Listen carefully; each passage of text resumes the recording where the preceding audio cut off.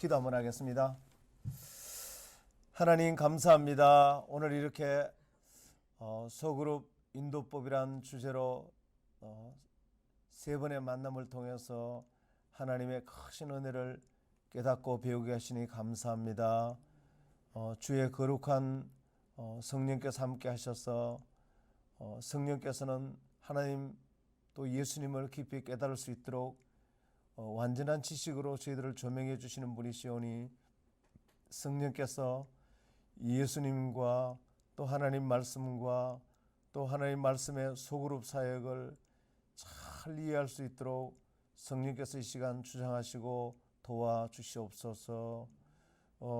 온라인으로 듣는 모든 성도님들과 또 이 자리에 참여한 모든 분들에게도 하나님의 크신 은혜가 동일하게 임하여 주시옵소서.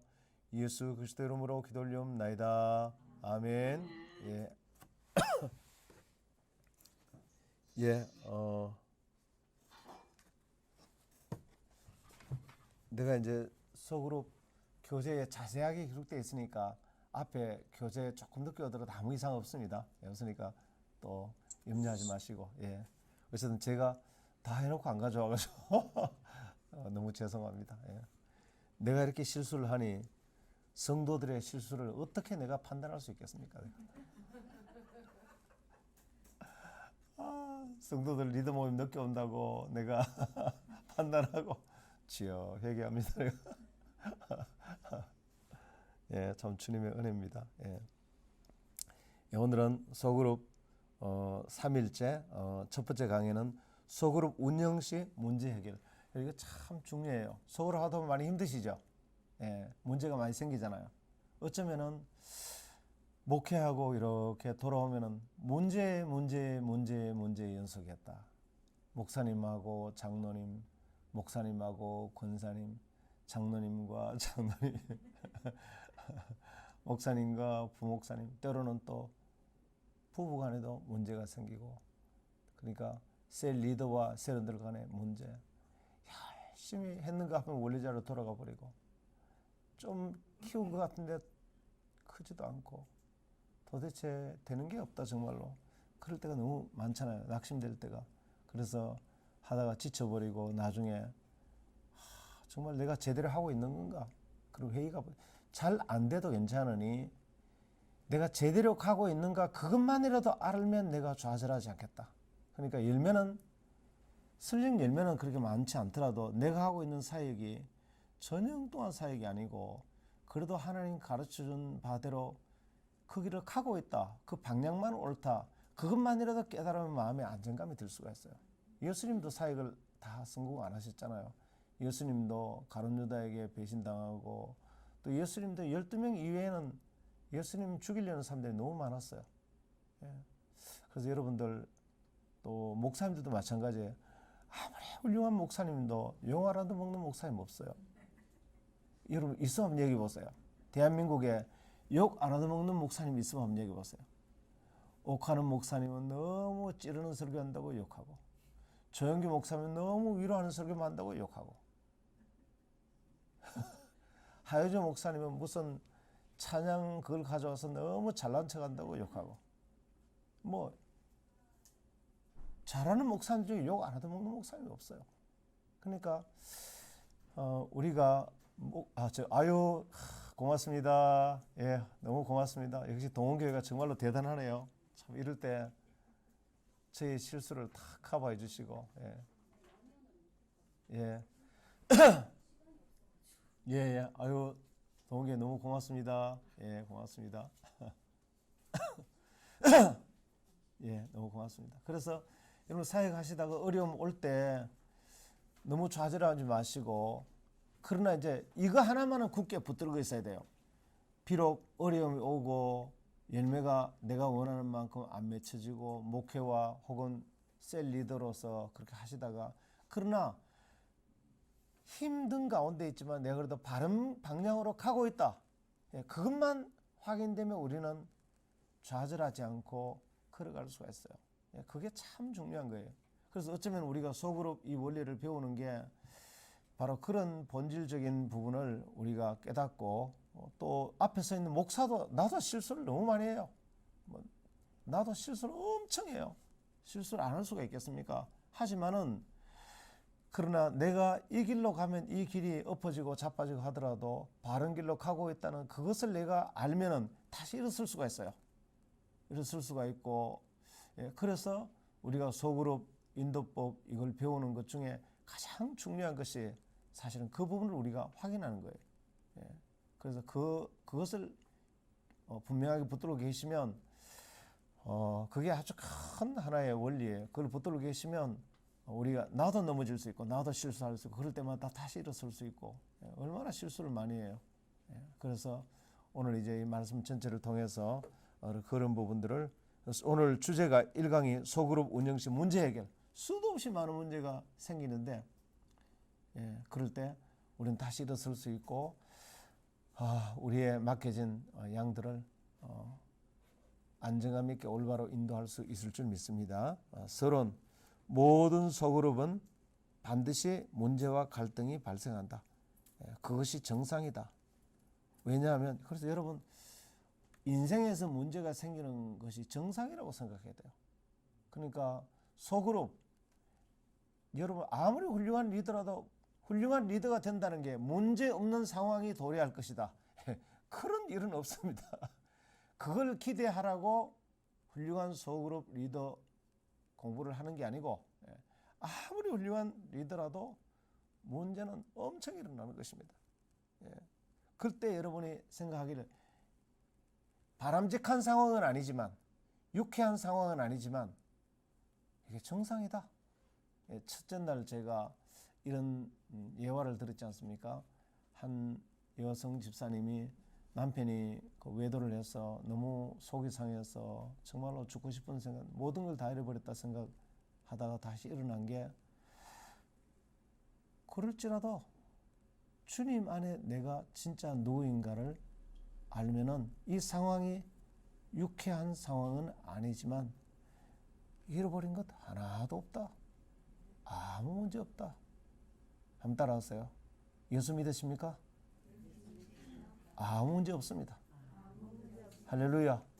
그래 항상 그 자리에 서 있어요. 항상. 내 신분이 그러하고 또 문제가 올 때 이 문제는 정상적이라는 거예요. 보면요. 왜 이런 문제가 일어나느냐면 인간 자체가 불완전하고 인간의 정의가 뭐냐? 불완전하다. 불완전하다.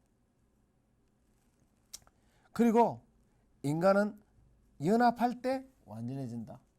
그러니까 잘난 내가 못난 너를 만나서 내가 고생이 많다. 이게 잘못된 생각이에요. 이게 오늘날 모든 갈등의 원인이에요.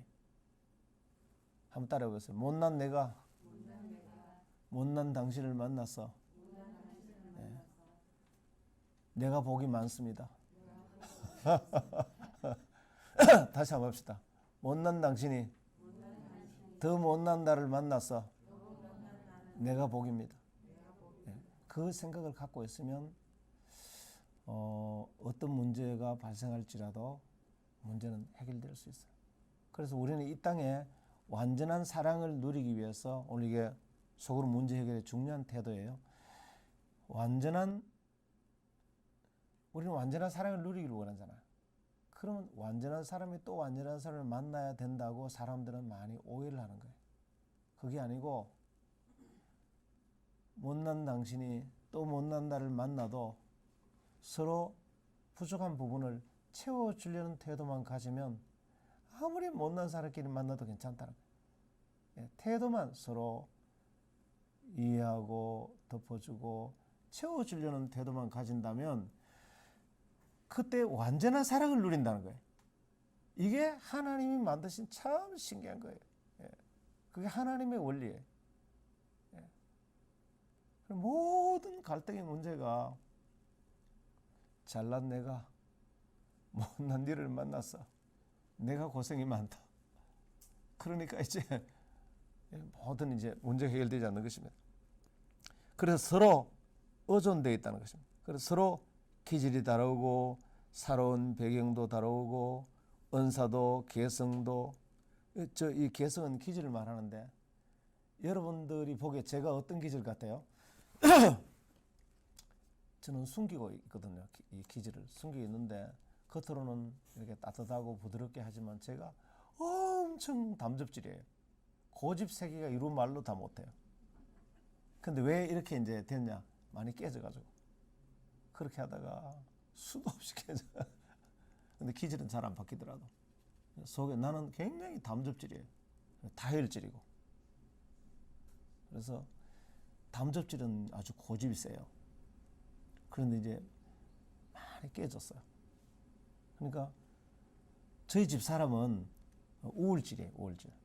우울질은 우울하다는 뜻이 아니고 조용하게 진리를 추구하는 사람이에요. 집 사람하고 기질이 너무 달라요. 그러니까 결혼해서 얼마나 갈등이 많았는지 몰라. 말로 다 알 수 없어. 예. 그런데 지금은 다 깨졌어. 이제 허물허물하게 돼가지고 이제는 그래서 내 기질이 그래도 기질은 잘 안 없어지더라고.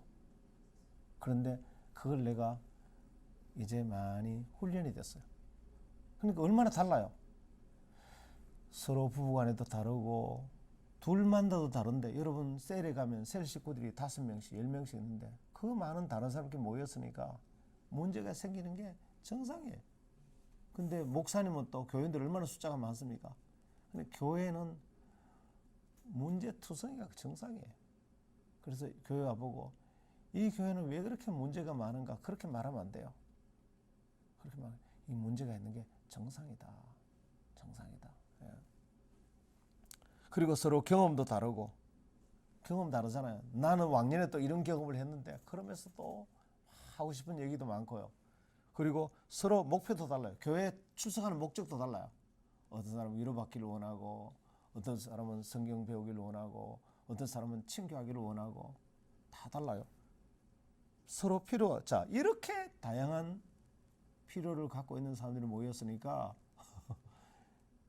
소그룹은 항상 문제가 있는 것입니다. 그래서 이런 문제는 이런 갈등이 있는 것이 문제가 아니라 하나님은 이 갈등을 통해서 더 큰 유익과 성장과 하나님의 목적을 이루는 기회가 되는 계획을 가지고 계시다는 그것을 깨닫는 것이 참 중요하다는 거예요. 예. 그 갈등 속에서 거기서 하나님의 우리를 향한 놀라운 계획이 있습니다. 거기서 내가 겸손해지고 거기서 소망을 발견하고 거기서 엄청나게 성장하는 거예요. 예. 그게 우리에게는 그래서 이런 하나님의 계획이 있기 때문에 갈등이란 엄청난 소망이에요. 그래서 사실은 지금까지 여러분들이 살아오면서 진짜 크게 배우는 건요. 다 고통을 통해서 배워요.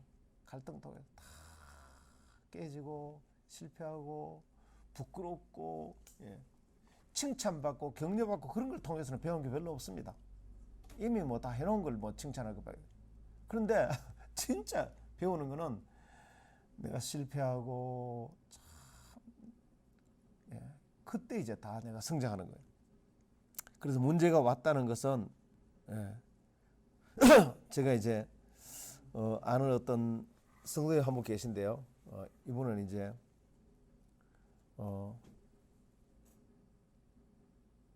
남편이 이제 이 부인은 서울에서 그 4대째 신앙 가문이에요. 우리나라 그 박윤선 박사님 그 이분의 할아버지가 박윤선 박사님인가 그 집에서 개척을 했어요. 집안이 어마어마한 분이에요. 그 집 그러니까 하여튼 이 딸이니까 아주 신앙의 명문 가문이에요. 결혼했는데 아주 서울 인류대학 나와서 공부를 잘하고 최고의 직장을 가진 남자하고 중매 결혼했어요. 그런데 부부 사이가 너무 안 좋은 거예요. 남편은 그 분노 조절 장애, 부인을 막 어마어마하게 그냥 폭행을 하는 거예요. 그래서 이분이 이제 딸이 고등학교 다닐 때 결국은 이제 딸을 거기 공부시킨다고 카나다로 데리고 왔어요. 근데 사실은 남편을 피하려고 데려간 거예요. 속으로는 이혼하겠다고. 그런데 거기까지 남편이 찾아와가지고 때리고 그래서 딸도 상처가 있어서 영국에 유학을 갔는데 수업 중에 누가 건드렸는데 딸이 평생 억압되어 있던 그 분노가 아버지처럼 폭발해가지고 수업도 못하고 결국 한국으로 돌아왔어요. 집안이 보통 이게 문제가 있는 집안이 아니에요. 그런데 이제 그 여성이 내 일생의 최고 원수는 남편이다. 저 남자하고 내가 이혼해야 내가 산다. 모든 문제의 원인은 저 남자다. 이렇게 이제 생각하고 살았는데, 예. 그런데 하나님 말씀을 어느 날 깨달았어요. 예. 구속사를 깨달은 구속사. 구속사라는 것은 성경 전체가 하나님 우리를 구원의 계획, 그게 성경의 아주 근간이잖아, 그죠? 구속사 핵심은 한번 따라해 볼래요? 범죄, 심판, 회개, 구원. 그런데 이제 하나님이 이 분에게 가르친 건 뭐냐면은 지금 내가 이렇게 고통받는 이유는 하나님이 내 자기의 내가 얼마나 대단한가, 내가 얼마나 신앙 좋은데, 나는 얼마나 믿음 좋은 가문에서 자랐고, 그러니까 이제 내 자기 세상에서 자기 죄를 보기가 제일 어려운 것입니다. 그래서 한 영성간에 이런 얘기를 했어요. 자기 죄를 볼 줄 아는 사람은 죽은 자를 살리는 보다 더 위대하다. 그만큼 자기 죄를 보기 어려운 거예요. 그런데 하나님이 가르치는데 저 남편을 내 옆에 하나님이 두신 것은 내 죄를 깨닫게 하기 위해서 저 남편을 두셨다는 걸 비로소 깨달았어요. 자기 속에 자만과 오만과 자기애가 어마어마하게 강했어요. 나는 4대째 명문 가문이고 인물도 잘났고, 그러니까 한 번도 결혼해서 이 부인에게 남편이 위로를 받지 못해서 알고 보니까 이렇게 오만하고 자기가 명문 가문에 신앙 좋고 신앙이 좋으니까 항상 남편을 판단하고, 남편 늘 판단하고, 그러니까 남편이 분노하니까 더 저런 분노하는 남편하고, 사실 자기 때문에 분노하는데 더 저런 분노하는 남편하고 내가 살아주는 나한테 감사하라고 생각하라. 모든 게 이제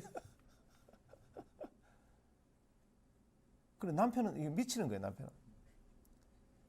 그래서 여러분 정말 교만하고 오만하고 자기의에 빠진 사람하고 사는 것만큼 지옥 같은 사람이 없습니다. 근데 나중에 깨닫고 나니까 결혼해서 한 번도 따뜻하게 부인에게 위로를 받아보지도 못한 그 남편이 바람만 피고 옆에 살아준 것만 해도 감사한 거예요. 그 죄를 결혼해서 20년 만에 처음 깨달았어요. 이야, 정말 사람이 자기 죄를 깨닫는다는 것은, 목사도 깨달아야 돼요. 목사가. 오늘 나는 목사인 내가 참 이렇게 뭐 설교도 잘하고 내가 목회를 잘하니까 성도들이 이렇게 많이 오는구나. 그만큼 큰 착각이 없어. 그러니까 사람이 자기 죄를 깨닫는 게 이 세상에 그렇게 어려워. 그런데 이 부인은 그걸 깨닫고 난 뒤에 결국은 그 상태로 가면 큰일 나잖아요. 이 죄를 깨닫게 하기 위해서 하나님이 저 남편을 두셨구나. 드디어 그 남편이 자기를 구원하기 위한 구원자라는 사실을 깨달아요. 나를 구원하기 위해서 남편이 그동안 얼마나 고생하고 수고했는가. 이걸 깨닫고 비로소 남편에게 무릎 꿇고 사과를 했어요. 정말로 고맙고 죄송하고 미안하다고. 남편은 20년 만에 느닷없이 부인이 이러니까 이제 남편도 그동안 받은 스트레스가 엄청난 거예요. 그리고 남편이 분노 조절 장애가 사라져 버렸어. 남편이 치료가 돼. 그래서 같이 이제 교회를 나왔어. 둘 다 지금 셀리드가 됐어. 그래서 내가 그분의 간증을 들었어요. 그래 우리에게 찾아온 고난은 있죠. 모든 고난은 구속사적으로 볼 때 그것이 여러분에게 한없는 복이 될 것입니다. 좋은 일도 나쁜 일도. 이것이 소그룹 운영시 문제 해결. 소그룹 수도 없이 갈등이 일어날 때 많은 갈등이 일어날 때 그 갈등 자체만 보고 괴로워한단 말이에요. 왜 이런 문제가 일어났느냐? 누구를 원망하기도 해보고. 그러나 하나님은 전지하신 분이다. 그래서 구약 성경 전체를 읽어보면 사사기하고 특별히 열왕기상하, 사무엘상하를 보면 하나님이 넘겨주었다라는 단어를 많이 써요. 넘겨주었다. 그래서 그 핸드오버. 내가 하나님 앞에 다윗이 범죄하니까 다윗이 남의 아내를 빼앗았잖아요. 그러니까 하나님이 다윗의 아내를 넘겨줘 버려요. 기가 막히는 것입니다. 만약에 나에게 일어나는 오늘 많은 고난을 하나님의 관점에서 볼 수만 있다면, 하나님의 관점에서 볼 수만 있다면, 내가 남의 돈을 빼앗으면 하나님이 내 돈을 남에게 넘겨줘 버리는 것입니다. 계속. 그런데 다윗이 회개하면 다시 또 내 쪽으로 넘겨주는 거예요. 그게 성경에 계속 반복돼. 우리끼리 서로 마음이 안 맞아 싸우고 그런 것 같지만 모든 게 하나님의 주권에 달렸어. 하나님 위에서 다 보시고. 창세기부터 계시록까지 하나님은 어떤 방향으로 오직 한 방향으로만 오직 한 방향으로만 국가와 개인과 기업체와 교회와 모든 걸 인도하시는데 우리를 구원하기 위해서. 우리가 하나님 앞에 범죄하고 잘못되면 범죄하면 하나님이 징계하시고 그때 우리가 살려달라고 회개하면 하나님은 그를 구원하시고 그 징계하는 내용이 뭐냐? 평안과 행복과 기쁨을 다 핸드오브 원수에게 넘겨줘 버리는 거예요. 회개하면 넘겨줬던 걸 다시 또 되돌려줘요. 우리에게 만약에 우리 인생에서 일어나는 모든 일들을 가정이나 소그룹에서, 그래서 소그룹에서 꼭 가르쳐야 될 게 뭐냐면 우리 인생을 구속사적으로 성경을 볼 줄 알고 구속사적으로 내 인생을 볼 줄 아는 눈이 열려야 돼. 그러면 어려움이 와도 절대 원망하지 않아. 아무도 원망하지 않아. 어려움이 왔다. 목사가 어려움이 왔다. 주여. 누구 성도를 원망하는 게 아니고 주여. 제가 얼마나 자만하고 고쳐야 될 게 많으면 주님 저를 고쳐주시옵소서. 근데 정말로 신기해요. 한 번도 그렇게 해서 하나님 응답하지 않은 역사가 없어요. 진짜 한번 해보세요. 그게 진리니까. 만약 모든 성도가 이 태도를 취한다면 소그룹에서 문제가 와도 괜찮아요. 그 문제가 온 것이 모두에게 유익이 될 거예요. 모두에게. 여러분 지금 여기 소그룹 리더들이잖아요. 여러분들도 꼭 그런 태도를 취하시고 66권 성경을 그렇게 한번 보십시오. 보고 그리고 성도들이 전부 다 문제가 있으면 모두가 다 나에게서 원인을 찾는 것입니다. 나에게. 우리 일방적으로 문제가 생기면 교회가 왜 이래? 목사님이 왜 이래? 정말로 사모님이 왜 이래? 문제만 생기면 우리는 셀리드가 왜 저래? 그러자고요. 그게 하나님 없는 사고방식. 그 인본주의. 하나님의 절대 주권. 하나님이 이 세상을 창세기부터 계시록까지 오직 구속사 방향으로만 이끌어가는데 그러나 어떤 문제가 생기든지 모든 성도들이 이 태도로만 내 자신을 보고 문제를 보기 시작한다. 그러면 그 교회는 문제가 생겨도 생긴 숫자만큼 축복이 되는 거예요. 그 문제 때문에 내 죄를 보고 문제 때문에 나를 돌아보고 회개하고 그럼 문제가 이제는 하나도 낭비요소가 아니고 문제가 우리에게 엄청난 유익이 되는 거예요. 그 문제가 오면 이제 막 기대가 되는 거예요. 문제가 오면 이 문제가 오면 내가 회개하면 그 다음에 하나님이 원수의 손에 넘겨준 것을 또 다시 얼마나 많이 돌려줄까. 딸하고 관계가 멀어진 것도 회복시켜 주시고 아들하고 관계가 멀어진 것도 회복시켜 주시고 성도와 관계가 멀어진 것도 하나님이 회복시켜 주시고 그럼 문제만 생기면 이제는 기대가 되는 거예요. 기대가 되는 거예요. 여러분들이 교회로 돌아가시면 정말로 크게 가르치도록 여러분들이 리더로서, 셀 리더로서 갖춰야 될 가장 중요한 자세 가운데 하나가 방금 이렇게 내 인생 자체를 구속사적으로 구속사로 하일스케시히테, 독일어로 그렇게 말하죠. 구속사. 그래서 인생 전체를 구속사적으로 보는 이 자세로 내가 남은 생에 보겠다, 살아가겠다. 그렇게 하면 안 풀리는 문제가 없고, 그리고 인생을 가장 정확하게 보는, 가장 누구하고 상담할 필요도 없어. 그리고 이 관점으로 여러분들이 살아가시고 여러분들이 다른 사람에게도 그렇게 상담을 해주세요. 문제 소그룹에 셀 멤버들에게 갈등이 일어났을 때 이것을, 그리고 이렇게 성경을 보기 시작하세요. 그러면 참 놀라운 일입니다. 다윗은 한 번도 자기가 왕이 되려는 플랜을 짠 적이 없어. 그런데 하나님 앞에 태도가 바르면 하나님이 그를 향해 좋은 계획을 세우셔. 왕을 세우려는 계획을 세우셔. 그리고 그게 왕이 되도록 성취까지 해버려. 이를 행하시는 여호와, 그 일을 지어 성취하시는 여호와, 그 이름을 여호와라는 이가 이르시되 너는 내게 부르짖으라. 내가 내게 응답하겠고 네가 알지 못하는 크고 비밀한 일. 이해 안 되는 거 이해. 사울은 왕이 되고 싶어서, 왕자리에서 안 내려오고 싶어서, 온갖 플랜을 다 짰지만 태도가 바르지 않으니까 하나님이 그를 향해서 나쁜 계획을 세우셔. 계획만 세우는 게 아니고 그 계획을 성취시켜버려. 결국은 사울은 왕의 자리에서 내려와서 죽게 됐어요.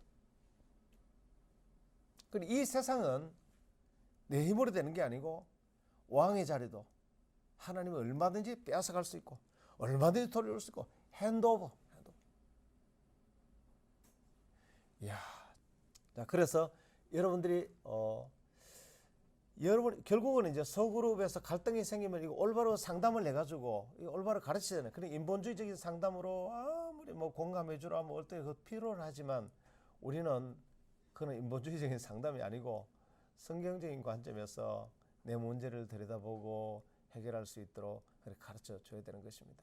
그렇게 하면 문제가 생겨도 여러분들이 다 해결이 되고 그렇게 될 줄 믿습니다.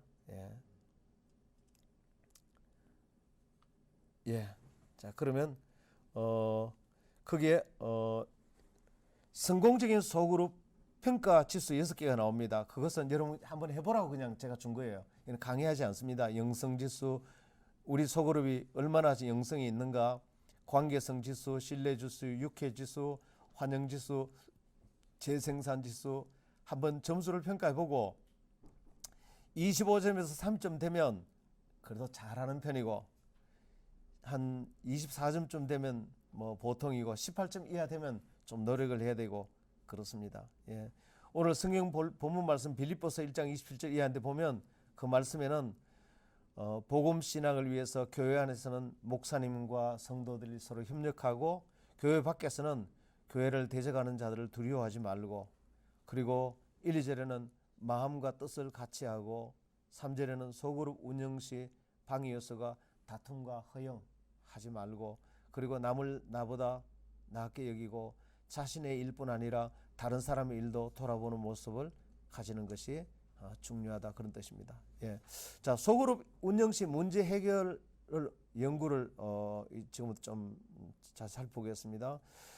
소그룹 운영 시 겪게 되는 문제점, 아까 얘기했듯이 소그룹 성도가 모였지만 문제는 항상 있기 마련입니다. 그래서 절대 낙심하지 말라는 것. 그래서 갈등과 문제는 지극히 정상적인 것이며 그것을 통해서 하나님은 성숙된 목표, 방금 전에 구속사. 우리 성숙이라고 얘기할 때 이것도 굉장히 애매할 수 있어요. 그러니까 하나님은 전지하시잖아요. 다 알잖아요. 우리 속에 일어나는 갈등 다 알잖아요. 결국 그것을 향한 목표가 뭐냐면 우리를 구원하기 위한 것입니다. 그 고난에서 구원하고, 그 다음에 우리 죄에서 구원하고, 우리를 더 성화시키기 위해서, 더 우리가 예수 그리스도 형상을 닮아가게 하기 위해서 그럼 모든 고난은 한번 따라왔어요. 모든 고난은 구원과 성화. 예, 구원과 성화가 목적이에요. 그러니까 고난이 오면 이것서 하나님이 나를 구원하려고 그러는구나. 이 죄에서, 나의 무지에서, 그리고 나를 더 예수님 닮게 하려는구나. 그것을 목표로, 그래, 누가 나를 모함을 하든 욕을 하든 신경 쓰지 말고 내가 빨리 회개해서 예수님 닮는 쪽으로 가 있으면 조금 전에 그 문제는 사라져 버려요. 그래서 아까 내가 얘기했던 그 서선생님, 그 간증하시면 여자분이 성이 서시거든요. 자기가 변하니까 남편이 지금까지 하던 역할이 딱 끝나버렸어. 진짜 신기하잖아요. 분노 조절장애 어떤 것으로 치료가 안 되는데 내가, 그러니까 부인이 자기 죄를 깨달은 거예요. 그럼 내가 성화에 딱 이러니까 남편이 이제 그 역할을 할 필요가 없는 거예요. 언제 이렇게 바뀌는지 남편이 너무 좋은 사람 바뀌어버린 거예요. 여러분 옆에 누구 때문에 괴롭다는 걸 딱 느끼면 하나님이 나를 구원하기 위해서 무지와 교만과 죄에서 구원하고 성화시키기 위해서 하나님이 그 사람 옆에 갖다 놓은 거예요. 그 사람이 정말 고생하고 있는 중이에요. 날 위해서 지금 얼마나 수고하고 있는지 몰라. 애 먹이는 남편 알고 보면 그 사람이 지금 고생하고 있는 중이에요. 날 위해서 너무너무 수고하고 있는 중이에요. 내가 변하면 그 사람이 그 역할을 하라 그랬다 안 합니다. 다 끝나버리죠. 그래서 어떤 문제가 오든지 그 속에 하나님의 합력하여 선을 이루시는 계획이 있고, 특별히 그 가운데 하나님의 6가지 목적이 있습니다. 교회의 6가지 목적, 소그룹 6가지 목적이 있죠. 한번 읽어볼까요? 구원, 교제, 성장, 봉사, 전도, 예배. 이것은 소그룹의 목적이에요. 모든 소그룹과 모든 교회의 목적은 6가지가 일어나는 거예요. 내가 구원받고 성도 안에 서로 교제하고, 또 여러분이 나와서 이렇게 훈련받아 성장하고, 교회 가서 열심히 봉사하고 전도하고 하나님께 예배하고. 이 목적이 이루어지는 그것을 목적으로 하나님 우리 가운데 고난을 주시는 거예요. 그래서 고난이 왔다 그러면 우리 셀에 6가지 중에 뭐가 제일 최소치인가? 지금 너무 친교가 부족하구나. 오늘 훈련이 부족하구나. 저에게 어떤 분은 이런 셀에서 고생을 많이 하시다가 목사 우리가 훈련이 너무 부족했어요. 그러더니 훈련 열심히 또 하시더라고요. 그래서 이제 이 6가지를 잘 살펴보면 최소치가 발견돼요. 전도를 너무 열심히 안 하는구나. 하여튼 그 최소치를 발견해서 이제 높이게 되면, 최소치는 그 NCD에서 그 물통이 원래 그러는데, 물통 있잖아요. 물통 시골에 가면 물통이 있는데 나무를 6개를 가지고 딱 이렇게 올려서 철사로 이렇게 묶어놨는데 물을 부으면 물통에 물이 가득 차잖아요. 그런데 그 중에 나무 판자 하나가 짧은 게 있어.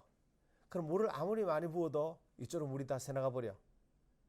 여러분 소그룹이 6개 판 중에 교제가 너무 짧다. 그러면 전도하고 예배 아무리 드려도 여러분 전도해서 소그룹에 사람들 모아놔도 친교가 안 되니까 그쪽으로 다 빠져나가 버려. 그러니까 이 6가지를 굉장히 중요한 원리예요. 6가지가 골고루 잘 이것이 될 때 물이 가득하게 쌓이는 거예요. 고난이 오면 하나님 우리 소그룹이 6개 중에 어느 게 제일 약한지 항상 깨닫게 해 주십시오. 그렇게 해서 그걸 가지고 이렇게 최소치를 높여야 돼. 그래서 소그룹 안에는 몇 가지 문제가 생길 수 있습니다. 미묘한 파벌 같은 게 생길 수 있습니다. 그러나 그럴 때 절대로 교회가 하나 되는 것을, 일 잘하는 것보다 하나 되는 것을 더 목표로 하십시오. 그래서 절대로 교회는 분쟁이 일어나지 않도록 해야 됩니다. 그래서 일 잘하려다가 싸우는 거 그거 별로 좋지 않습니다. 그래서 하나님은 일 좀 못해도 괜찮으니 하나 되는 게 더 중요하다 그렇게 말합니다. 두 번째는 생길 수 있는 문제가 지나치게 흥미 본의 위주로 치우쳐서 원래의 목적을 망각하면 안 된다는 겁니다. 그래서 소그룹의 목적 6가지가 희미해지면 열매를 맺을 수가 없습니다. 세 번째는 소그룹 구성원의 필요에 부응하지 못할 경우가 있습니다. 그룹 공동체의 목표와 개인의 필요 사이에는 약간의 긴장이 있습니다. 그렇지만은 한 사람도 낙오되지 않도록 할 수만 있으면 서로 사랑하고 화합해서 소그룹 구성원들 필요를 감정적인 필요 또 인간관계 필요 다양한 필요를 채워주는데 최선을 다해야 돼. 그게 사랑이에요. 사람은 기본적으로 세 가지 이렇게 정신적인 욕구가 있다고 그래요. 하나는 안정감의 욕구, 두 번째는 중류감의 욕구, 세 번째는 소속감의 욕구 그렇게 말합니다. 안정감의 욕구라는 건 뭐냐면은 사랑받고 싶은 욕구예요. 예. 처음 어느 그룹에 왔든지 거기서 제일 먼저 딱 긴장하는 게 뭐냐면 저 사람이 나를 거절하는 건 아닌가, 누가 나를 싫어하는 건 아닌가, 그걸 제일 예민하게 살핍니다. 그래서 여러분 아무리 바보라도 어린아이라도 자기 싫어하는 건 다 안돼요. 예, 그 남이 나를 싫어하는 거 아는데 머리 좋을 필요가 없어요. 그만큼 사람은 직감적으로 하는 거예요. 저 사람 나를 싫어한다. 사람은 하루 밥 3끼를 먹어야 살 수 있듯이 어디에 가든지 사랑받아야 살 수 있어요. 그래서 소그룹은 누가 오면 이유 없이 나는 당신을 있는 그대로 사랑합니다. 소그룹 분위기는 항상 그래야 돼요. 항상. 사람을 안정감의 욕구를 채워줘야 돼. 그러니까 뭐 아무리 좋아도 이 안정감의 욕구가 안 채워지면 사람은 불안을 느껴요. 여기서 내가 거절당하는 거 아닌가. 특별히 안정감의 욕구는 내 실수와 허물과 내 부족한 거, 내가 못 배운 거, 못 가진 거, 내가 과거의 허물들 이런 것들을 밝혀놓으면 이 사람들이 나를 판단하지 않을까. 사람은 거기에 대한 두려움이 있는 것입니다. 그리고 교회만은 정말로 교회만은 우리 세상도 그래야 되지만 교회는 사람을 있는 그대로 좀 잘난 척하면 아이고 잘난 척하면 그러지 말고 또 좀 잘난 척 해도 괜찮잖아요. 교회 와서 잘난 척 안 하면 그럼 어디 삽니까? 교회 와서 아들 이번에 좋은 학교도 하고 좀 자랑하면 좀 놔두고 아이고 또 잘난 척 한다 그러지 말고 좀 이런 대로 좀 받아주고 그래 교회는 그래서 제일 좋은 셀 리더는 뭐냐면 이렇게 엄마같이 마음이 아주 넓은 사람이에요. 이런 뭐 기술도 중요하지만 마음이 아주 아버지 같은 마음, 어머니 같은 마음, 안정감 있고 채워줘야 돼. 그러면 그 좋은 목자예요. 예. 교회 오면 그게 채워줘야 돼. 예. 그 다음에 두 번째는 중요감이 없고 사람들은 전부 다 자기가 어디에 있든지 의미 있는 존재가 되기를 원하는 것입니다. 중요한 사람이 되고 싶어요. 그게 중요한 우리 인생의 욕구예요. 그래서 당신은 있는 그대로 하나님 앞에 소중한 사람입니다. 이걸 항상 지금 교회 봉사 안 해도 봉사하면 더 좋지만 안 해도 당신은 굉장히 중요한 사람입니다. 이걸 항상 인정해 줘야 돼. 그리고 봉사할 때는 격려해서 자발적으로 봉사할 수 있도록 해주고, 예. 그래서 그 다음에 이제 그 사람은 은사가 있으면 맡겨서 사람은 언제 중요함을 느끼냐면 내가 뭘 할 때 중요하게.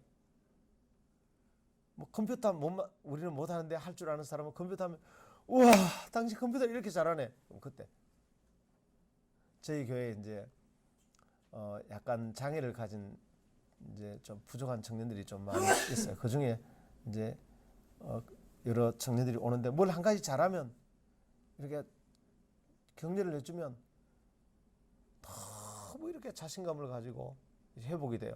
근데 나중에 야 사람이 격려받으니까 뭐 모든 면이 다 회복돼 버리더라고. 얼굴도 좋아지고 몸도 건강해지고 공부도 열심히 하려고 그러고 이제는 뭐 그러니까 사람이 어떤 교회 일거리를 맡겨야 돼. 자기가 잘하는 거 그래서 격려해주고 그때 그 사람이 중요감을 느끼는 거예요. 이 두 가지. 그래서 사람들은 교회 오면 다 자기 필요가 있는 것입니다. 그래서 이런 걸 잘 알아서, 그리고 어색한 사람들 둘이 만날 때 차를 왜 마시는지 아세요? 정말 차 먹고 싶어서 마시는 줄 아세요? 아니에요. 서로 어색한데 눈을 피할 곳을 찾기 위해서. 진짜요. 처음 만났는데 눈 어떻게 쳐다봅니까? 차라도 한 잔 있으면 만지면서. 그래서 이제 커피 찻집이 생긴 거예요. 서로 데이트하고 선보러 나갔는데 커피 없어서 서로 무슨 생각합니까? 커피 있으면 이쪽에 좀 사람은 숨을 곳이 필요해. 사람 마음에 숨을 곳. 그러니까 교회가 너무 유리할 것 같으면 안 되고, 교회가 좀 어수룩해야 돼요. 교회가 좀 어수룩하고, 그래야 숨을 곳도 있고, 그래야 사람이 편한 거예요. 필요를 채워줘요. 네 번째는 구성원들 간의 대인 관계의 문제로 어려움을 겪을 수 있습니다.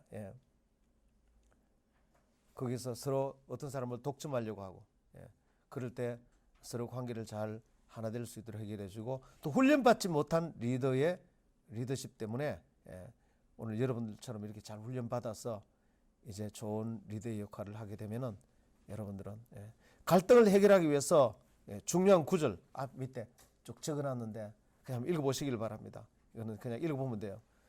사랑 안에서 참된 것을 말하고, 서로 이해시키고, 덕을 세우고, 진실된 감정을 표현하고, 또 잘못된 것을 끝까지 보관해서 기억하지 말고, 말하기 전에 먼저 생각해보고 말하고, 욕으로 갚지 말고, 갈등이 있을 때 동기를 확인하고, 인간관계의 화평과 덕을 추구하고, 쓸데없는 싸움을 피하고, 자기 유익보다는 그룹 전체 유익을 기억하라.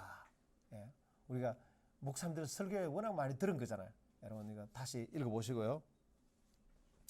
이걸 하나하나 다 얘기하려면 시간이 너무 많이 걸려서 이제 이거 쭉 넘어갑니다. 그냥 넘어가고 제가 중요한 것만 여러분들에게 그리고 그룹의 위기를 막는 방법은, 위기가 왔을 때 리더로서 그룹원의 긴밀한 관계를 서로 긴밀하게, 어려움 올수록 더 긴밀하게 유지를 하고, 그 다음에 그룹원들의 관심을, 그래서 좋은 목자는 그룹원들이 뭐 때문에 힘들어하는가, 어떤 필요가 있는가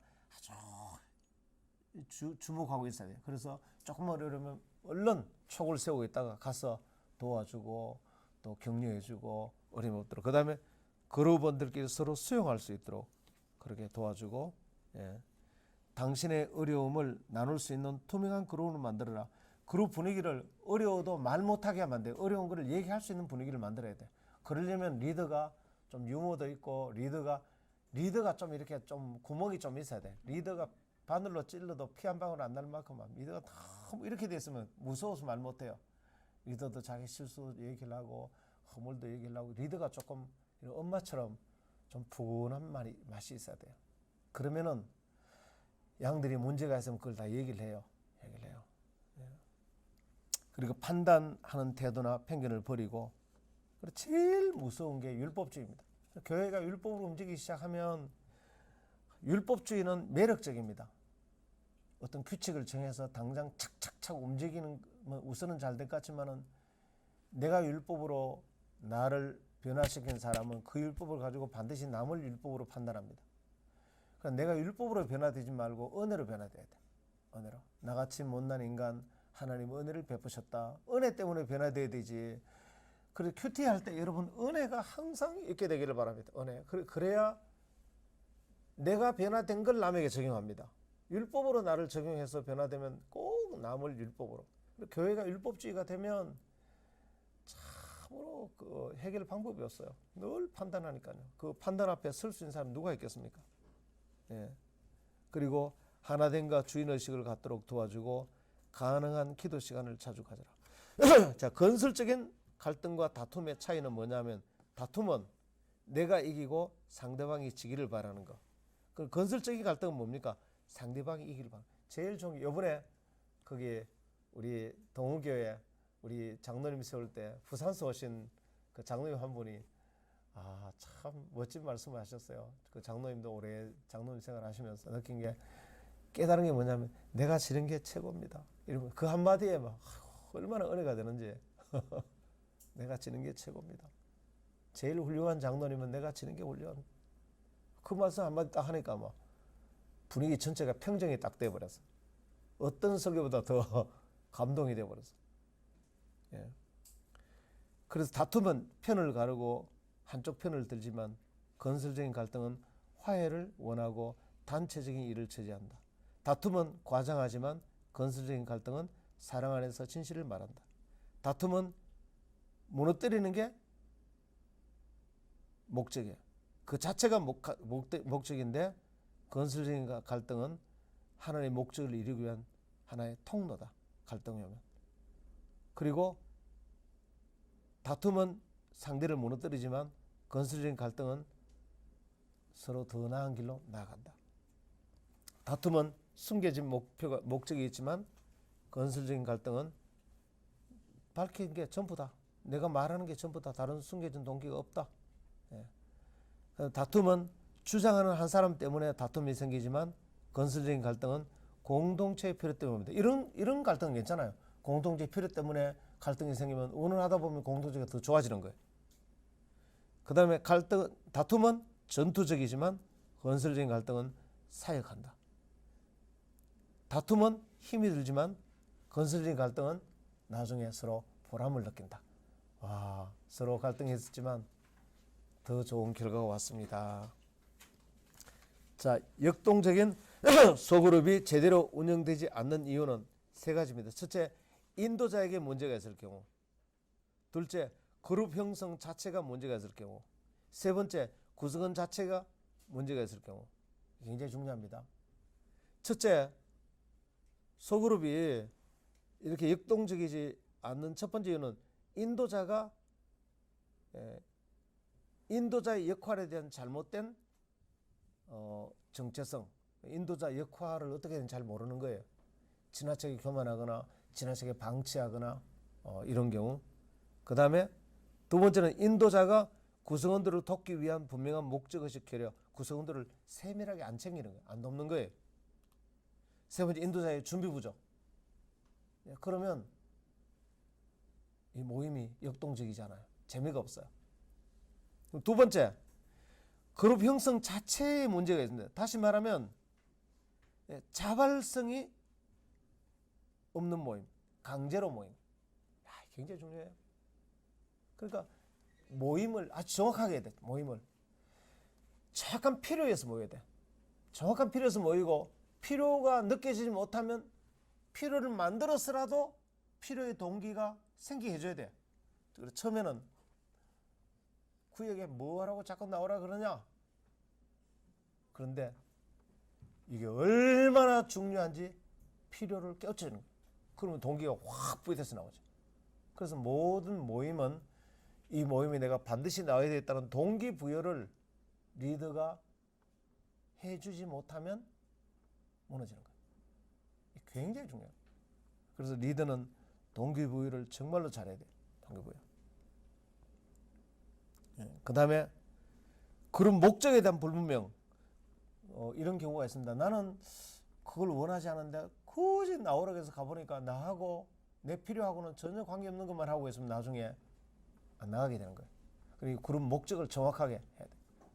그래서 이제 여러분들은 우리 목장, 그러니까 소그룹 목적이 정확하게 이겁니다. 소그룹 목적이 6가지. 그리고 오늘 제가 가르친 중요한 것들 하나하나 특별히 이제 구속사 이거 하나만 가르쳐도요. 야, 여기 교회 와서 내가 하나님 말씀 들으면 우리 인생에서 다시 말하면 동원교회 나와서 우리 목사님 설교 말씀 듣고 동원교회 소그룹 모임에 가면 와, 교회가 별거 아닌 줄 아는데 가보니까 부부 간의 문제, 부모 자식 간의 문제, 이게 전부 다 하나님과 관계가 됐네. 와, 교회 안 나가면 큰일 나겠네. 그리고 하나님 말씀 잘 믿고 내가 따라가면 문제가 다 해결되네. 교회 안 나가면 큰일 나겠구나. 동기부여가 확 되는 거예요. 예. 그리고 매 모일 때마다 그런 문제들이 해결되는 것이 반복되면 나중에 교회를 떠나기로 안 떠납니다. 이제 교회 떠나면 이제 큰일 나겠구나. 하나님 말씀 떠나면 큰일 나겠구나. 예. 그거를 우리 목자들이 성도들이 올 때마다 계속해서 확인시켜주고 그렇게 해줘야 됩니다. 그게 리더십의 사이즈인 것입니다. 리더십 사이즈. 그래서 저 리더 안 따라가면 큰일 나겠구나. 저 리더를 따라가야 올바로 배우고 내 인생에 생기는 문제가 다 해결되겠구나. 그래서 이제 그 구역장을 따라가는 것입니다. 계속 그 구역장을 따라가. 그럼 여러분들이 그 다음에 세 번째, 구성원 자체에 문제가 있을 경우, 소그룹 참여의 룰을 제대로 알지 못하고 있을 경우, 그 다음에 인격적인 교제에 관심 없을 경우, 이럴 때 이제 운영이 잘 안 됩니다. 그 다음에 그룹원이 탈락할 위기에 처했을 때, 여러분 목자하다가 새로운들이 나 구역 안 나오고 싶어요, 교회 떠나고 싶어요, 그런 사람은 가슴 아프잖아요, 그죠? 그럴 때 어떻게 해야 되느냐? 끝까지 관계 끊어놓지 말아야 돼. 어제 너무너무 기분 좋았어요. 저희 어제 이제 수요 기도했잖아요. 기도했는데 저희 교회 성도님 한 분이 가족 전체가 떠나버렸어. 이사 가면서 떠났는데 믿음이 아주 연약한 가족이 다 떠났어. 아주 막 가족 숫자 한 10몇 명 되는데 다 떠났어. 그러니까 이사를 가면서 먼 곳으로 떠났고 또 신앙이 약해서 떠나고 그랬어요. 참 너무 아쉽기도 하고 오랜 동안 친했거든요. 그런데 이제 그를 담당한 리더, 그러니까 여러분들처럼 구역장이 있었는데 끝까지 끈을 안 놓친 거예요. 계속 저기 성서 지나서 거기에 집이 거기거든요. 마침 이사를 갔는데 거기 있어. 만나서 그래 우리 교회를 떠난 지 한 4, 5년 되는데 보통 그쯤 되면 잊어버릴 건데 계속 관계를 가지고 근데 그 딸이 우리 금요 예배에 한 번씩 나왔어요. 결혼해서 이제 결혼하면 어렵잖아. 자녀 문제 때문에. 그러니까 나오더니 하나님 말씀은 은혜를 받았어. 그래 이제 기도회가 수요일 날로 바뀌었거든요. 자기가 바뀌니까 엄마로 또 데리러 나오더라고.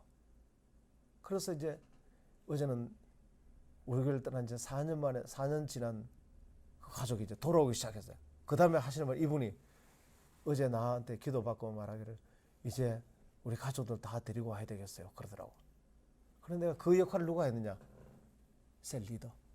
교회를 떠난 지 4년이 됐는데도 끈을 안 놓치고 있는 거예요. 그래서 여러분들이 교회를 성도들이 왔다가 또 안 나오기도 하고 왔다 절대 포기하지 마세요. 여러분 교족부에 지우지 마세요. 그러니까 셀 멤버 이름에서 지우지 마세요. 그분이 왔던 사람이 5년이 됐든 10년이 됐든 다시 초청 잔치할 때 그 사람 초청해야 돼요. 계속. 절대로 끈을 놓치지 마세요. 그래서 결석을 문제 삼지 말고 소속감을 확인해. 그래서 결석했을 때 왜 결석했냐 그러지 말고 당신은 우리 교회 성도입니다. 우리 그 소속감을 확인시켜 주라는 거예요. 그 다음에 주님의 사랑에 관해서 확인하고 하나님의 신뢰. 그리고 주님이 얼마나 너를 사랑하는지 한번 따라서 하나님은 당신을 사랑하시며 당신을 향한 놀라운 계획이 있습니다. 이 문장이 위대한 문장입니다. 앞에는 안정감, 뒤에는 중요감이에요. 하나님이 당신을 사랑합니다. 하나님이 당신을 향한 놀라운 계획이 있습니다. 그래서 항상 이것을 알려줘야 되고 어떤 경우도 하나님 당신 사랑합니다. 그리고 어떤 경우에도 하나님 당신에서 놀라운 계획이 있습니다. 당신은 중요한 사람입니다. 당신은 버림받은 사람이 아닙니다. 당신은 정말로 죽는 사람입니다. 그래서 하나님의 당신을 향한 선한 계획이 있다는 것을 계속 알려주는 거예요. 그럴 때 탈락하지 않고 다시 교회로 돌아오는 것입니다. 그 다음에 모든 그룹원이 그녀에게 사랑의 격려가 담긴 편지를 쓴다. 얼마나 좋아요. 다시 돌아왔을 때 따스하게 맞아줘라. 나갈 때는 언제고 지금 왜 돌아와? 그런 마음 가지면 안 되는 것입니다. 돌아오면 정말로 잘 돌아왔다고. 잘 돌아왔다고. 교회는 정말로 이 따뜻한 마음을 처음부터 영원히 교회는 어머니 품과 같이 그렇게 해야 되는 것입니다. 교회는 말썽꾸러기들이 많은 것입니다. 정상적인 것은 그게.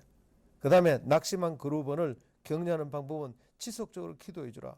기도가 최고입니다. 기도하고 있으면. 그래서 저는 실제로 성도를 기도 많이 하는, 내가 제일 많이 하는 인사가 뭐냐면 예배 마치면 목사님이 왜 인사하잖아요. 지금 기도하고 있습니다. 기도하고 있습니다. 저희 교회 이제 성도님 한 분이 암 수술을 하셨어요.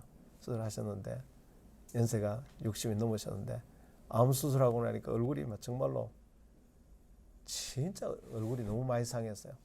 근데 내가 만날 때마다 세상 기도하고 있습니다.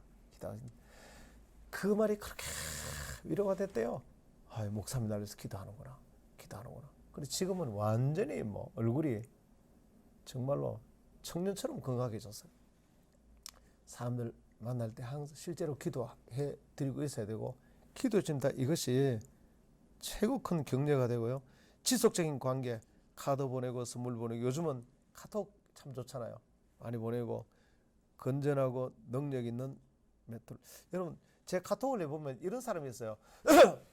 카톡 하면 뒤에 왜 이렇게 뭐 이렇게 사랑을 표현하는 이런 여러 가지 마크들이 있잖아요. 그런 걸 좀 이렇게 셀 분위기가 그렇게 되면 좋은데, 어떤 분을 만났는데 알았습니다. 그렇게 알겠습니다. 예.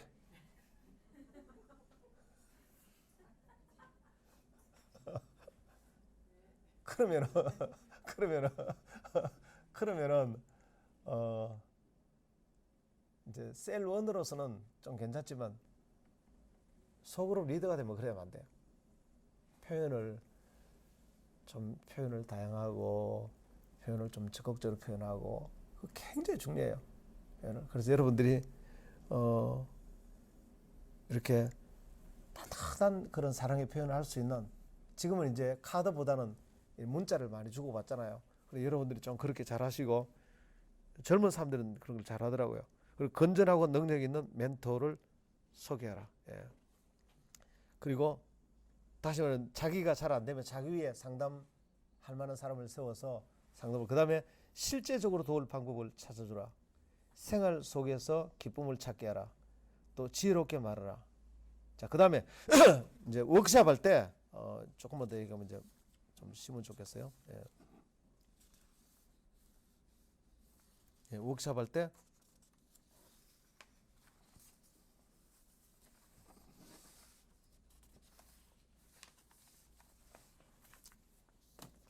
요주의 인물. 예, 이런 사람들이 있을 때 여러분들이 어떻게 처리하는가. 이제 어려움을 주는 사람들이 있죠. 김수다. 예, 수다를 많이 떠는 사람이에요. 예, 말이 너무 많은데 핵심이 없고 피상적인 사람. 다른 사람들과 딴 생각이 쉽게 빠진다. 이럴 때는 여러분 셀 하다 보면 이런 사람 꼭 한 사람씩 있죠. 그런데 이럴 때는 얼른 그 사람에게 시간이 다 뺏기지 않도록 다른 사람은 어떻게 생각합니까 하고 기회를 다른 사람에게 이렇게 넘겨줌으로 이런 분들을 조정할 수 있습니다. 그 다음에 서봉창, 자다가 봉창 떠드리는 사람. 그 주제하고는 아무 상관없는 문제를 불쑥불쑥 끄집어내는 사람. 예, 그런 사람에게는 분위기를 망칠 수 있으니까 그 말에 주제는 흥미가 있지만 오늘 주제하고는 관계가 없으니까 끝나고 저한테 자세히 얘기해 주시면 제가 좋은 답변 해드리겠습니다 하고 그렇게 넘어가면 됩니다. 그다음 왕뺀질. 예. 항상 나는 그걸 못해요, 이런 건 내 스타일 아니에요 하면서 그냥 분위기를 찬물을 끼얹는 사람이 있습니다. 근데 의외로 그런 사람은요, 주목받고 싶은 욕구가 강합니다. 그래서 그렇게 할 때 너무 책망하지 말고 오히려 그 사람 진짜 자기가 하고 싶은 게 있어요. 그런 기회를 줘서 이런 사람은 좀 인정받고 싶은 욕구가 강하거든요. 그래서 기회를 주는 게 좋아요. 좋아서 그 사람이 자기 역할을 하게 해서 그 사람이 이 부분을 고칠 수 있도록 하고, 그리고 또 그래도 잘 안 되면 이제 협조를 구하는 게 좋습니다. 그리고 작은 거라도 잘했을 때 칭찬해주고 그렇게 해서 이 부분을 극복하도록 도와줘. 그 다음에 발끝에 항상 지각하는 사람이 있습니다. 지각해도 기상천외한 핑계거리를 대면서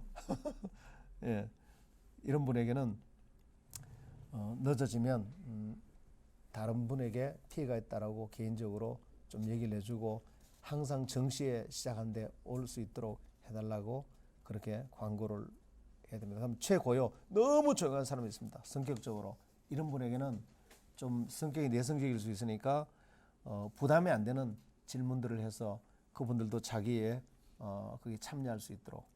또 그다음에 김교리 성경적으로 아주 모든 해답을 다 알고 있는 것처럼 그렇게 하는 분이 있습니다. 그럼 좀 남들을 얘기할 수 있는 게 있었는데 아주 자기가 아주 단정적으로 결정을 내려버리는 사람이 있습니다. 이런 분에게는 이제 다른 사람과 함께 이 소그룹은 지식을 배우는 게 목적이 아니고 다른 사람과 다양하게 이렇게 나누는 게 목적이라고 그렇게 안내를 해줘야 됩니다. 특별히 감당하기 어려운 사람을 다루는 방법, 이제 이것만 좀 얘기하고 오늘 지금 여기까지만 하죠. 여기까지 하고 잠깐 쉬십시다.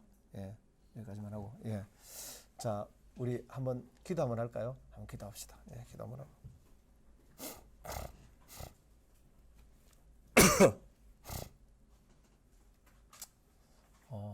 하나님 감사합니다.